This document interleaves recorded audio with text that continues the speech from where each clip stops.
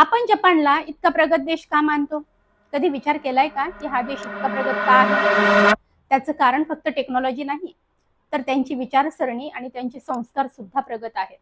जपानमध्ये एक म्हण आहे, त्याचा भावार्थ असा आहे की जेव्हा मोठ्या लोकांच्या सावल्या आपल्याला छोट्या वाटू लागतात, तेव्हा समजायचं की आपण वाढतोय. जपानी लोक नम्रतेला खूप महत्त्व देतात. ते जेवढे वागतात तेवढे ते मोठे असतात. पण आपल्याकडे सुद्धा एक म्हण आहे, मोडेल पण वाकणार नाही.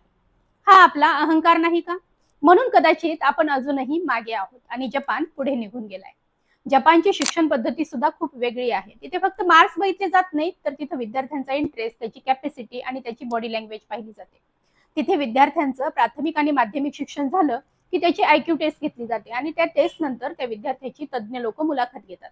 त्याचं निरीक्षण करतात आणि मग ठरवतात की कोण डॉक्टर होणार आहे, कोण इंजिनियर होणार आहे आणि कोण कलाकार. कारण तेथील लोक प्रत्येक कामाला मोठं समजतात, पण आपल्याकडे मुलाची आवड आणि त्याची क्षमता न पाहता पालक त्याला जबरदस्तीचं शिक्षण देऊ पाहतात. तो डॉक्टरच झाला पाहिजे, तो इंजिनियरच झाला पाहिजे असा पालकांचा अट्टहास असतो. पण आपल्या याच मातीने जगप्रसिद्ध कलाकार घडवलेले आहेत. राम सुतार, अनिश कपूर, सुबोध गुप्ता हे सुद्धा सर्जनशील लोक आहेतच, पण आपण त्याला फारसं महत्त्व देत नाही. जपानमध्ये त्या मुलांमधील गुण पाहून तो मूर्तिकार होईल असं सांगितलं जातं आणि पालक सुद्धा त्या मुलाला ती काम करण्याची परवानगी देतात. मूर्तिकार होणं कमीपणाचं काम नाही, तर तिथे जॉब इंटरव्ह्यू मध्ये सुद्धा बॉडी लँग्वेज एक्सपर्ट यांचा सल्ला घेतला जातो. कारण जपानला माहित आहे की यश हे मेंदूत नाही, तर वागण्यात, नम्रतेत आणि शिस्तीत असतं. प्रश्न असा आहे की आपण काय शिकणार? नम्रता, शिस्त की फक्त तुलना करत राहणार? आजच ठरवा.